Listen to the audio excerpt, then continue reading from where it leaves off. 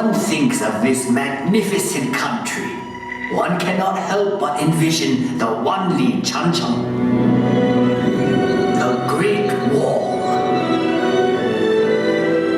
It once stretched like a mighty dragon across 4,000 miles of China.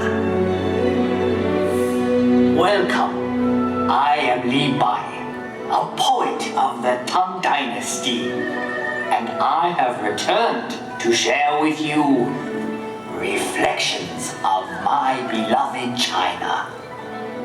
Like this great wall, it winds like a road across timeless landscapes, but one can also find landscapes that are ever changing.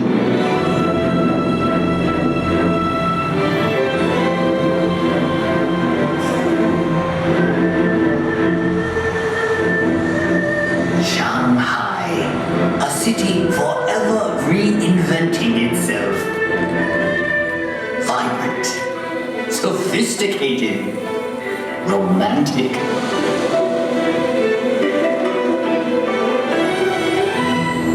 As Shanghai reflects modern China, historic Nanjing Road reflects modern Shanghai. Set your gaze across the Huangpu River and you will find a new China that reaches for the sky. Yet in this city of East meets West, one can still find treasures of Shanghai's stately European influence. Even in the hectic pace of modern China, there is always time for Tai Chi, a tradition that has endured for centuries.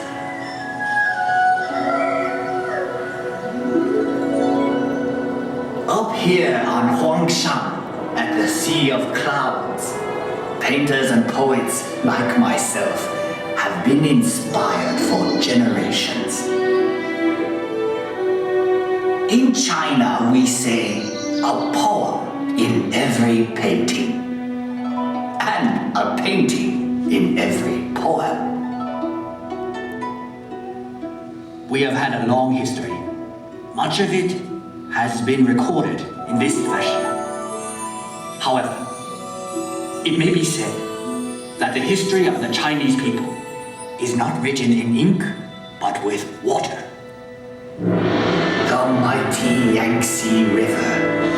A fellow poet once wrote, traveling against the currents of the Yangtze is more difficult than climbing to heaven. That may have been once true, but no longer.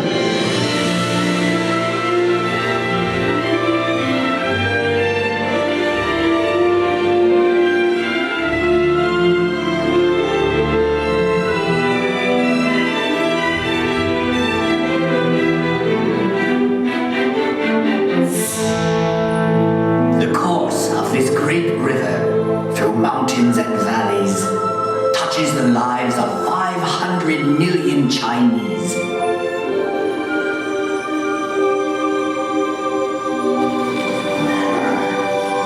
There is no better example of China's harmony with water than Suzhou.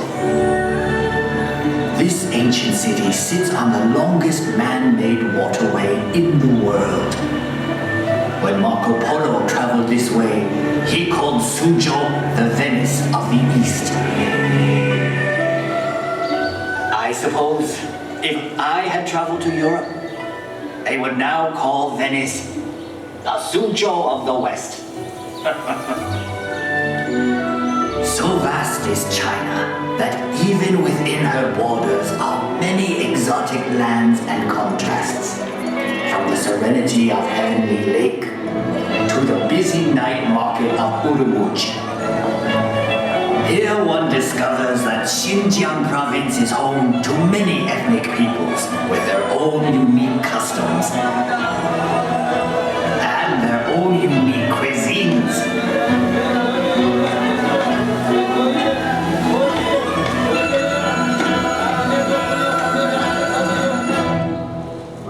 Out here in the Gobi Desert, one still finds travelers on the ancient Silk Road, the same road that over 700 years ago brought Marco Polo to these very gates. The gates of Zhaoyuguan, the extreme western end of the Great Wall. A visit to Inner Mongolia shows us a reflection of an earlier time. Here, the nomadic people still live much as they always have.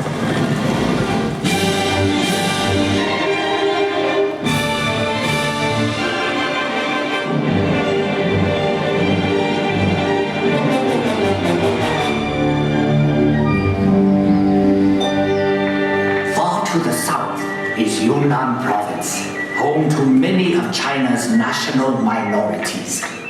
The cultures of this province are as diverse as the landscape, like the Shilin Stone Forest, one of nature's unique wonders.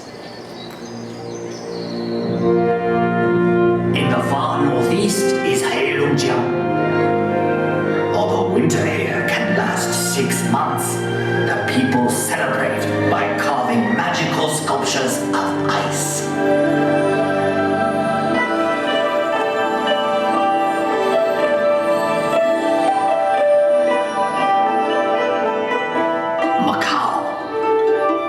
After 400 years, this exotic land of Portuguese charm is once more within China's borders.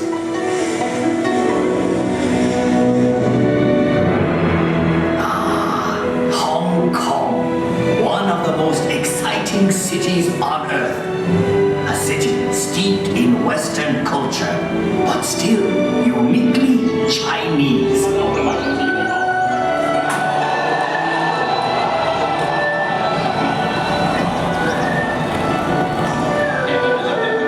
Hong Kong's buildings, thrusting ever skyward, reflect the city's vitality.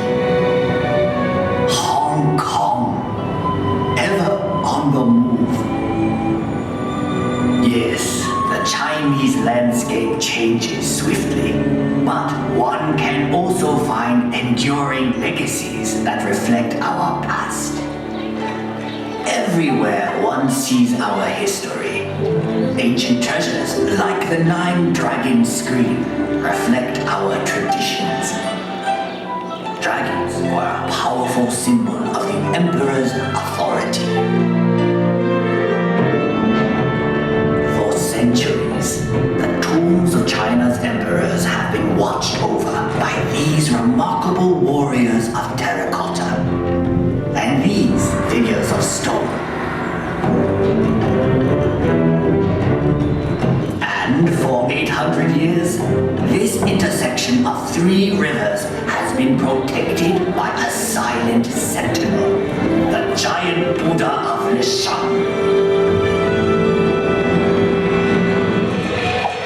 One can find a living legacy of China's past in the world-famous Peking Opera.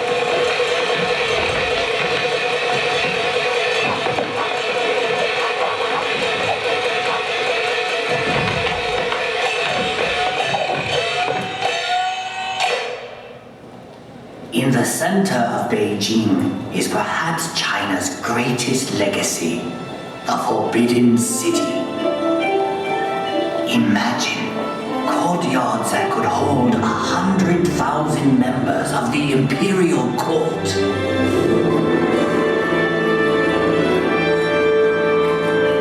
For 500 years, this vast walled city was the home of 24 emperors, the sons of heaven.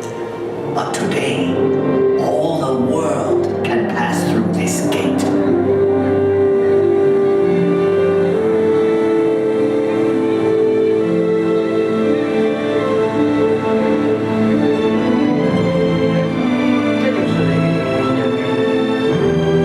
Tiananmen Square. To stand here is to stand at the heart of China.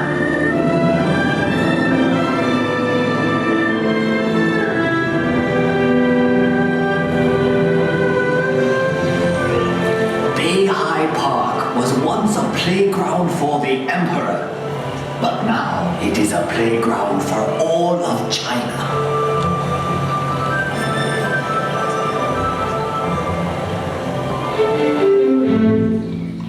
I have brought you to a place of unique beauty called Reed Flute Cave. The same forces that shape these pillars of stone have done a more remarkable job directly above us.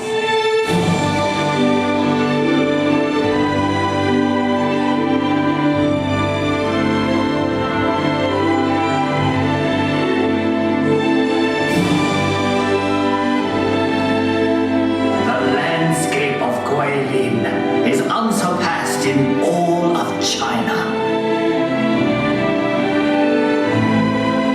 Countless artists and poets have struggled to capture the unique beauty of this region. The Li River winds like a silver snake through these scattered dragon's teeth.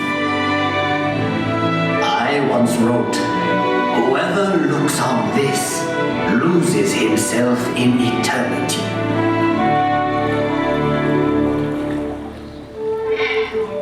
We have seen many reflections of China, but the true face of China can be found in our people.